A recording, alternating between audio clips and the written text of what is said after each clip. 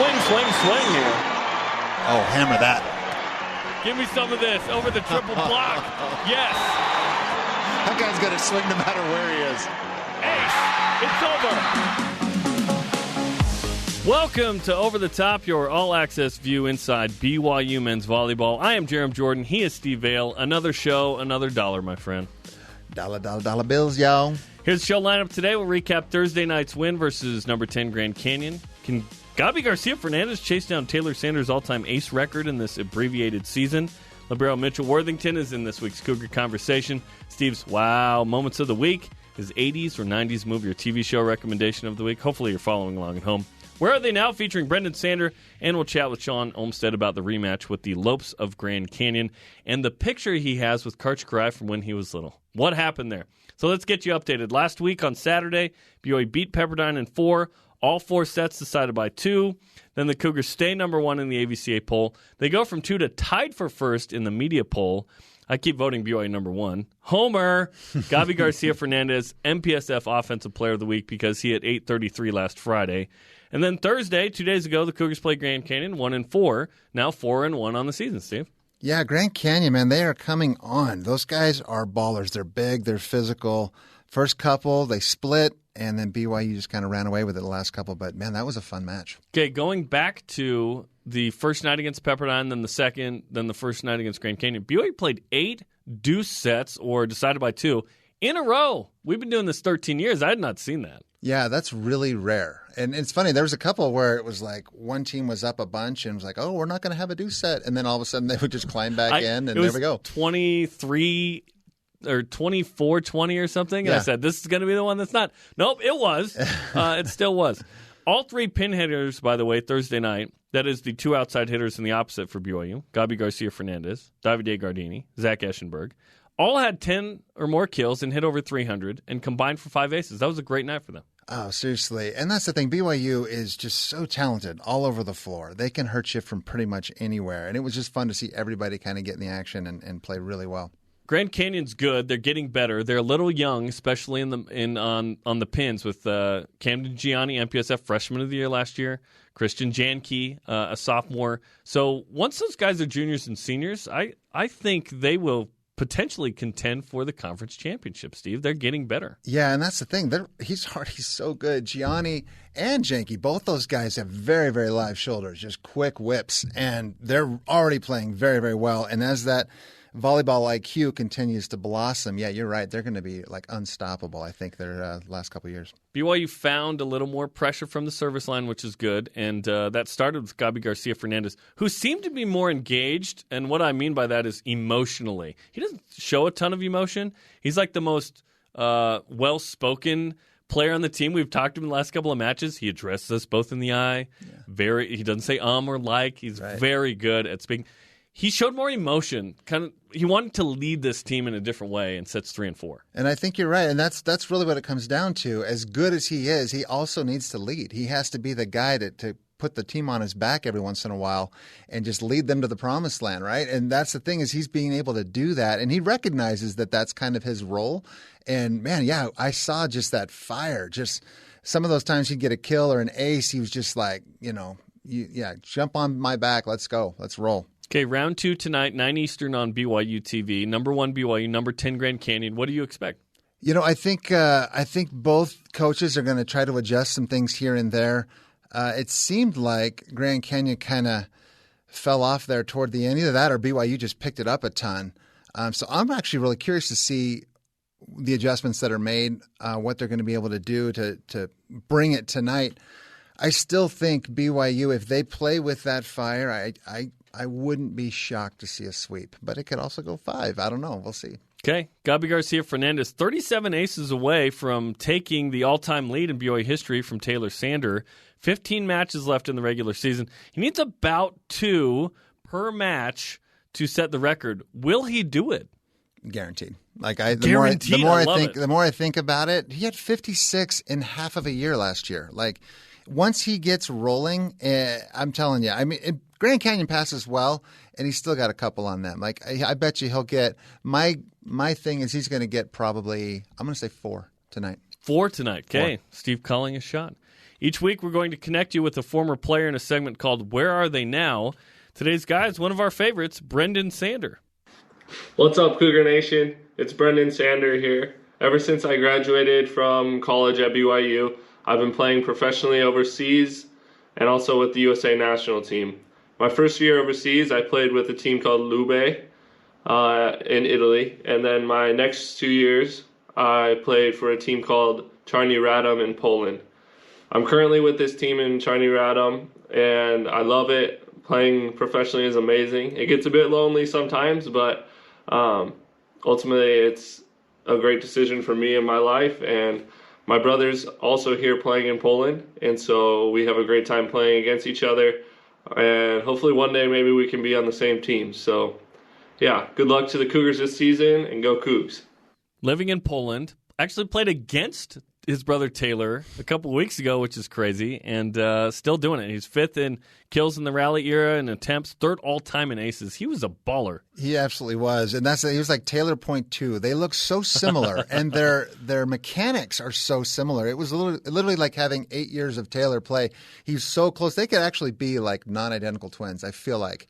They're so good, both of them. I hope they play on the same team together. That would be really fun. Cool. In Poland. Pretty cool. Okay, coming up, we'll chat with head coach Shawn Olmstead, and we get to know libero Mitch Worthington in this week's Cougar Conversation.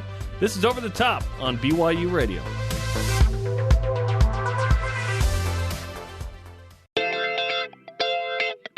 Welcome back to Over the Top. I'm Jerem Jordan with Steve Vale. A libero in volleyball plays a crucial role in the success of the team, in serve-receive and defensively providing digs. Sometimes you don't notice the guy when they do their job. BYU starting libero is Mitchel Worthington, the subject of this week's Cougar Conversation.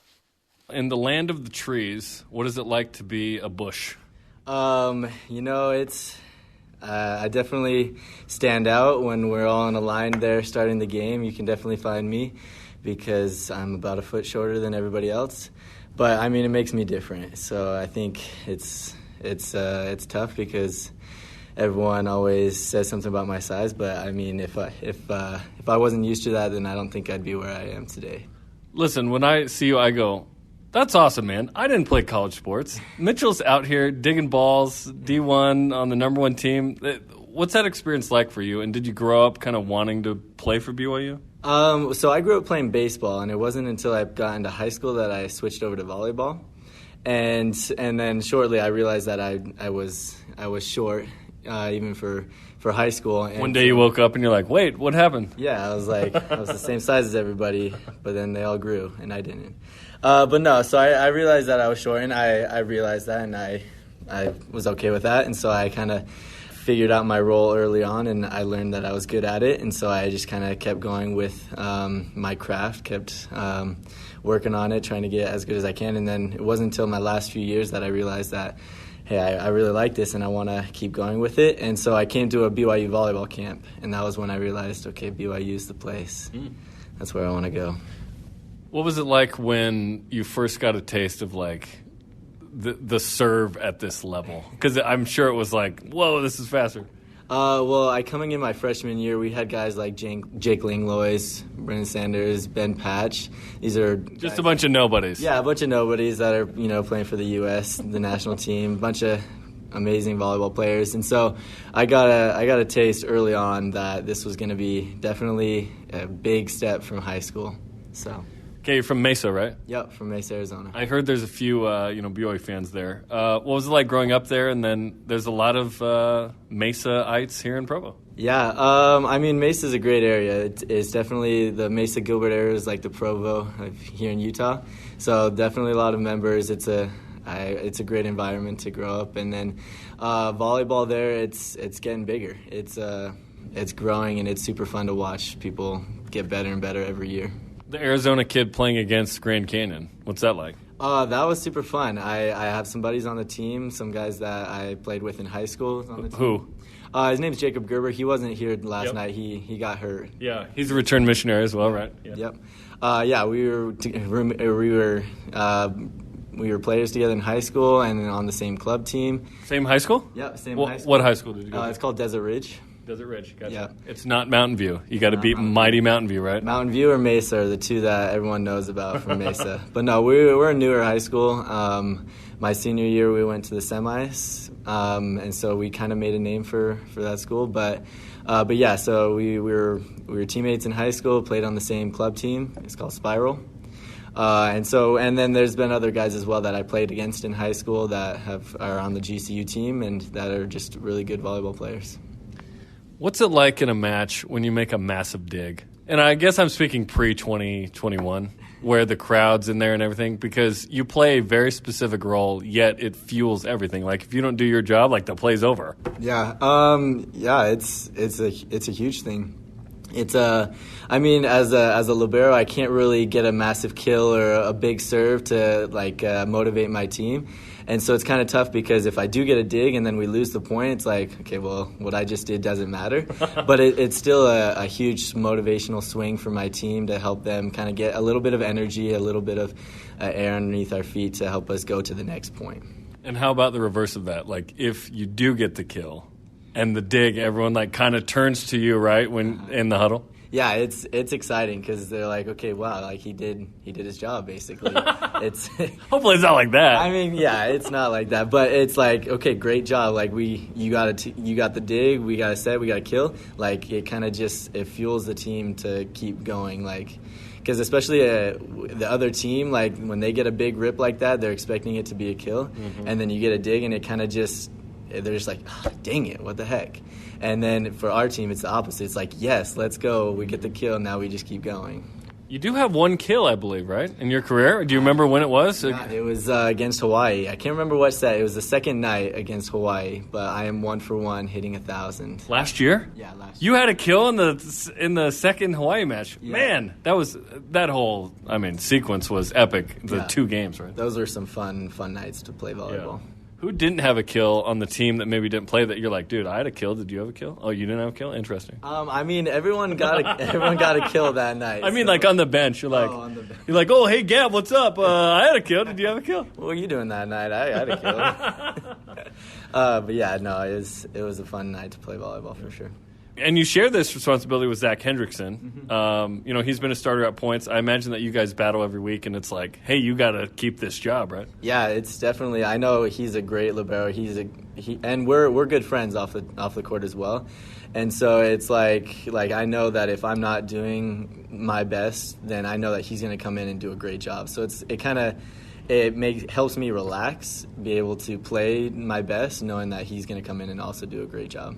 Well, there was a social media post, a Mitchel Worthington fist pump appreciation post. That was nice. Yeah, I mean, I didn't know that I do the fist pump a lot, but now that we posted that, I am noticing myself do it pretty much every point. So listen, you notice. That's the idea, right? Exactly. I mean, it's hard not to notice me. I have a different color jersey on. Right. That's unique, right? And when there's a great dig, Steve and I like to point that out. So I want you to know that we love a good dig, too. All right. I appreciate that. Okay. Well, awesome. Mitchell, we appreciate the time, man. Yeah, thank you so much. It was awesome being out here with you, Jeremy. Cougar conversation with Mitch Worthington. You don't notice the libero a ton unless he does something great or egregious. But Mitch is becoming a better libero. I think he's taking a step forward this year. Yeah, and like he said, Zach's a great libero, and to take that spot from him, he's obviously doing something right. And you're right, though, about liberos. They don't get a whole lot of credit. And typically you only notice them when they do something not good or they don't do their job the way they're supposed to. But typically, if you're not noticing the libero, that means they're awesome and they're doing their job. Mitch has 27 digs this season. Second on the team, too. Gabi Garcia-Fernandez, which is a bit surprising, just ahead of Davide Gardini, a few more than Zach Eschenberg.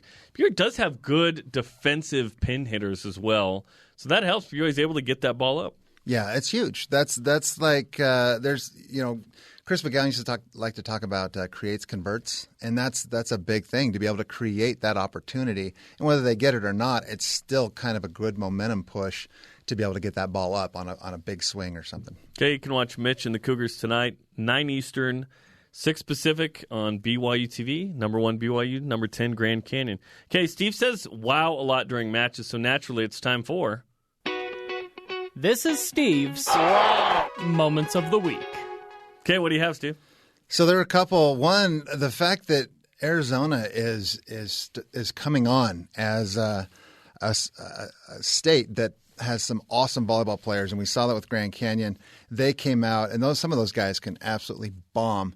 And within that, another wow moment was Camden Gianni. That little thing that we did covering his story from almost dying on the court and then coming back and becoming basically Grand Canyon's biggest weapon. That was awesome. 2019, he has cardiac arrest. Life-saving procedure happens with him. He gets surgery. They have a little microchip in him now, the number one hitter for Grand Canyon. Just an incredible story. And it wasn't like he was a fringe player on the team, and it's just awesome that he's around. He was the MPSF Freshman of the Year. He's legit. Which is huge, right? Freshman of the Year. And watching him Thursday night, I'm excited again for tonight to watch this kid because he is a baller. And then the last one, it's funny because we talk about Mitch. Right before you started talking about the fact that we were going to be interviewing him this week, he just made some amazing digs early on in that match that were just like big-time bombs coming at him, and he just kept making plays. And like right after that, you're like, hey, we're going to be talking about Mitch, interviewing him. So I thought that was pretty cool, too. Like, good timing. Yeah, absolutely. Great timing. That's called great producing. That's what I said. Hey, at this point of the match, I need you to make a good dig. That's why you are who you are. That was Steve's Moments of the Week. Indeed it was. As we go to break, here's today's trivia question. Last season, the Cougars traveled back east to play a team in a town that hosts a pickle festival every year. What city and state was that in? We'll tell you after the break.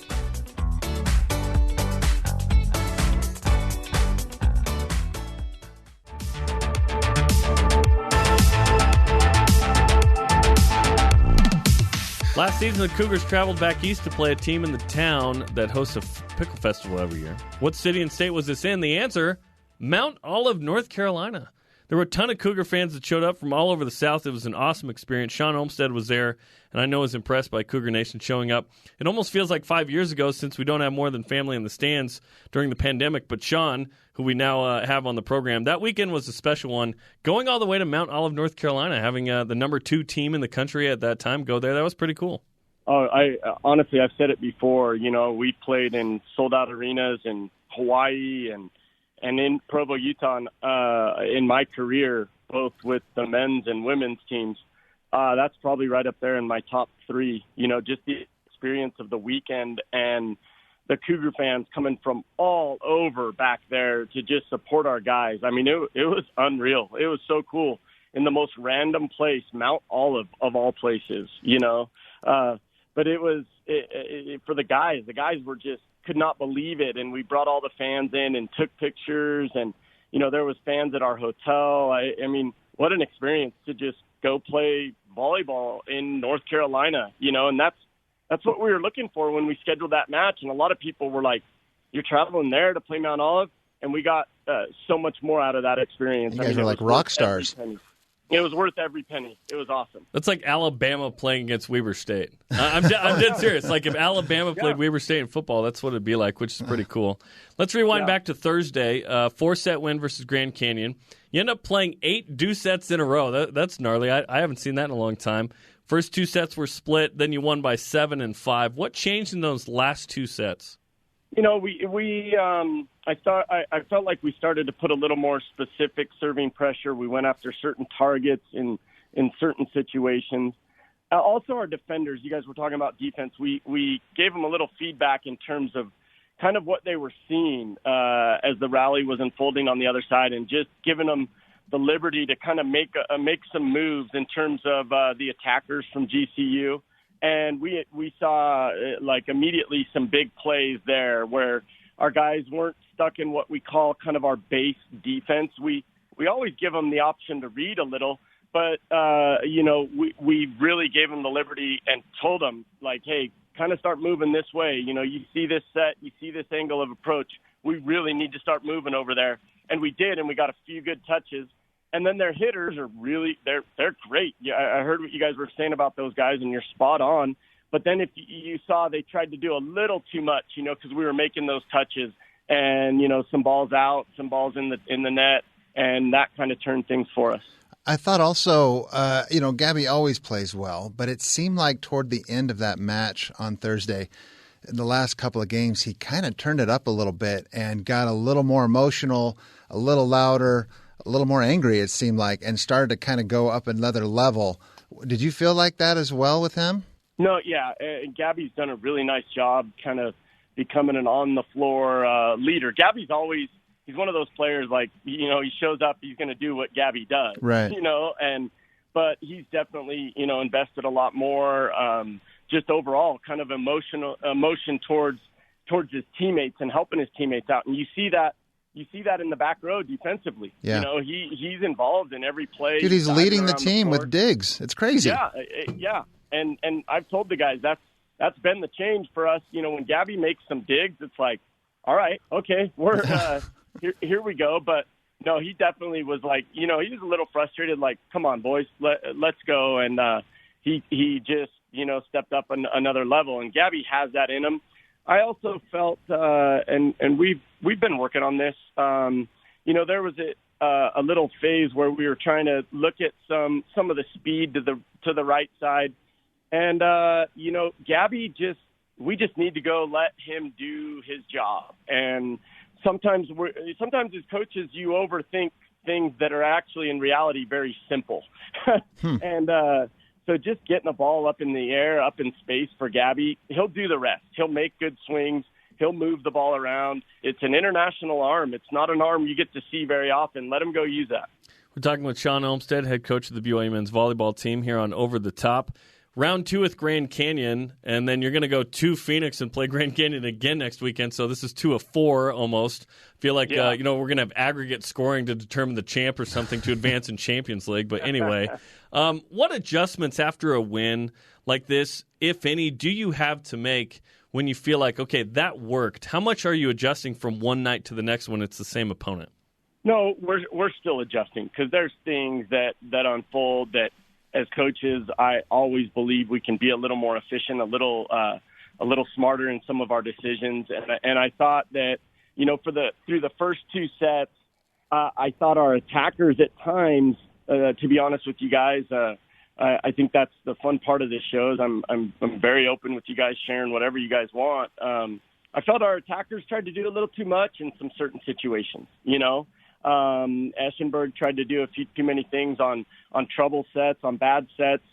Even Davide went for some shots that just really weren't there in certain situations. So we've got to make those adjustments. We've got to play a lot cleaner.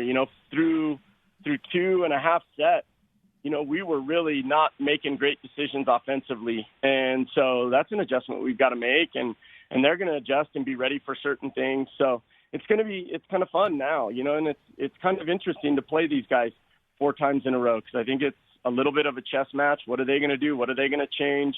What are we going to do? And just kind of see how it unfolds. Okay, I wanted to ask you a big picture question here. The role of volleyball in your family. Your sisters, of course, played in college. Lacey at BYU and Heather at Utah State. Of course, you played at BYU. All liberos. Heather's the women's volleyball coach at BYU. You're the men's coach at BYU. Your dad, Rick, is a legendary ref in Southern California. Was volleyball always a thing in your family? Yeah. I mean, it was. Yeah. I mean, my dad, I've got those pictures in my office of Karch Karai when I was 3 months old, maybe 2 months old, holding me up when Santa Barbara High School won the state championship, with Karch Karai. And That is so cool. Have you tried to recreate that now, by the way? That's amazing. I should. That would be hilarious. I want to see the actual picture.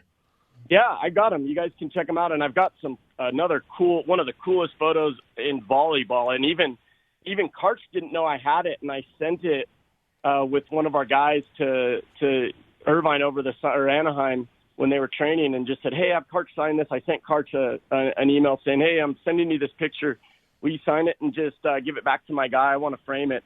But it's Karch running this X play. He's just way off the ground. Oh, so cool. Packed house in Santa Barbara High. And there's my dad on the bench, full beard. And my gosh. Karch is like, "Hey, Shawn, I need the original. I've never even seen this photo." And I just remember watching and interacting with guys like Randy Stoklos and Tim Hovland. And I was like, okay, these dudes are bad. These dudes are bad A, you know. And there it went. I didn't start, you know, of course we always played volleyball, but really getting serious about it, I mean, I didn't start until I was almost probably 6th, 7th grade, you know, and that's maybe a little late in the volleyball family because I didn't want to, you know, I didn't want to do it. And then those moments I was like, all right, yeah, this is awesome. Well, it's been a fun ride, and it's going to keep going, which is awesome. The volleyball ride. We're going to have to get that picture on BYUtv. Maybe we'll get it from you today and put it up on the match tonight. But yeah, Shawn, round 2 with Grand Canyon tonight, 9 Eastern on BYUtv. We appreciate time as always. Yeah, thank you guys for everything. And I don't usually watch the broadcast. I've told you that, Jaron, but that night I couldn't sleep on Thursday night. Just my thing, and I watched, and I just want to tell you guys, dude. Your production and what you guys do, it's so freaking good. It's so good. Thank you. You're kind. The way you guys vibe, the things you guys talk about, it's entertainment at its best. And I thank you guys for treating us right and doing such a remarkable job. And we didn't even pay you to say any of that. Thank you. We tried That's awesome. Before, and you wouldn't do it. I'm sitting there just laughing. I'm like, I laugh. It's awesome. Everything you guys talk about, the luscious locks, you know, the international flair, the things you guys throw in there, it's awesome. It's so good. Credit to Harrison Collier and Dave Phillips and our crew. So that's absolutely kind of you. We appreciate it. And hopefully you'll watch some more, Shawn. Yeah. Okay, I will. All right. Thanks, Shawn. Thanks, man. See you guys. That's Shawn Olmstead, head coach of the BYU Cougars. Again, we did not pay him to say that. Time for our 80s or 90s TV show or movie of the week, Steve. So, yeah, I was thinking about this one just simply because Ian McLean from Grand Canyon, who unfortunately sprained his ankle, but that dude absolutely brings it. He's got a very, very live shoulder. So it made me think of John McClane. Naturally. So Die Hard came out in 88. My favorite Christmas movie. Yes. That's a total thing, right? Is that a Christmas movie? I think it is. It's on Christmas Eve. Oh, it's so great. Yeah, and that's the thing. No one knew who he was because he was just like this smart aleck guy from Moonlighting. And then all of a sudden he's like up there with Sylvester Stallone, and Arnold Schwarzenegger is like the action movie guy. But anyway, such a classic. Great, great show. Yeah, good pick. Love it. Okay, that'll do it for us. We'll be back every Saturday throughout the season. Saturdays, 2:30 Eastern here on BYU Radio. And, of course, on demand on the BYU Radio app and where podcasts are found. For Mitchell Worthington, Shawn Olmstead, producer Cole Wissinger, and Steve Vale, I'm Jeremy Jordan. This has been Over the Top.